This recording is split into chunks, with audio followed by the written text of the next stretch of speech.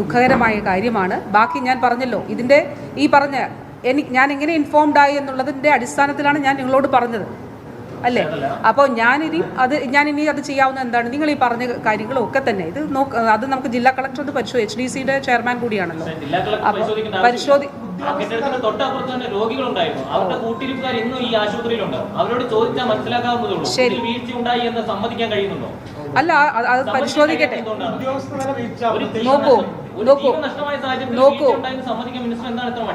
അല്ല നോക്കൂ, നമ്മൾ ഈ ഘട്ടത്തിൽ ചെയ്തത് ഇത് നിർമ്മിക്കുകയല്ലേ, ഈ ബിൽഡിംഗ് ഇവിടെ ഒരു നിർമ്മാണം നടത്തുകയല്ലേ നമ്മൾ ചെയ്തത്.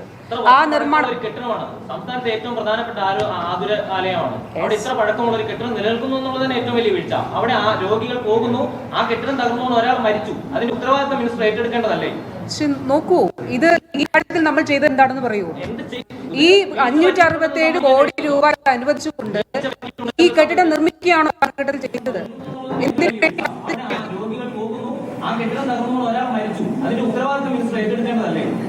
നോക്കൂ, ഇത് ഈ ഘട്ടത്തിൽ നമ്മൾ ചെയ്തത് എന്താണെന്ന് പറയൂ. ഈ 567 കോടി രൂപ ഇത് അനുവദിച്ചുകൊണ്ട് ഈ കെട്ടിടം നിർമ്മിക്കുകയാണോ ഈ കാലഘട്ടത്തിൽ ചെയ്തത്? എന്തിനു വേണ്ടിയിട്ടാണ്? ഇത് ഷിഫ്റ്റ് ചെയ്യുന്നതിന് വേണ്ടിയിട്ടാണ് അല്ലേ? അതല്ലേ ചെയ്തത്?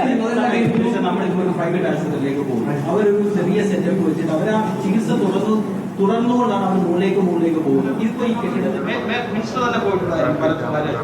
അവിടെ എപ്പോഴും പണി നടന്നുകൊണ്ടിരിക്കുകയാണ്. നമുക്ക് എന്തുകൊണ്ടാണ് അങ്ങനെ ഒരു പണി പൂർത്തീകരിച്ചിട്ട് ഇത് തുറന്നു ഭാഷ എന്താണ്? അത് ഇവിടുത്തെ ഡോക്ടേഴ്സ് തന്നെ പറയും. ഡോക്ടേഴ്സ് പറയും എന്തുകൊണ്ടാണ് എന്നുള്ളത് സംബന്ധിച്ച കാര്യം പറയും. കാരണം ഓപ്പറേഷൻ തിയേറ്ററുകൾ ഒരു നിലയിൽ, ICU ഒരു നിലയിൽ, അങ്ങനെയാണല്ലോ പ്ലാൻ ചെയ്തിരിക്കുന്നത്. അപ്പൊ മിനിസ്റ്ററും കൂടി പറയും. രോഗികളോട് ഡിസ്ചാർജ് വാങ്ങി പോകാൻ പറഞ്ഞൊരു കാര്യം, അത് ഈ സംഭവം നടന്നുകൊണ്ടിരിക്കുമ്പോൾ രോഗികളോട് ഡിസ്ചാർജ് വാങ്ങി ഇവിടെ നോക്കൂ, ഇവിടെ സൂപ്രണ്ടും പ്രിൻസിപ്പലും ഉണ്ടല്ലോ, അവർ മറുപടി പറയും. അങ്ങനെ ഒരു നിർദ്ദേശം ഉണ്ടായിട്ടുണ്ടോ?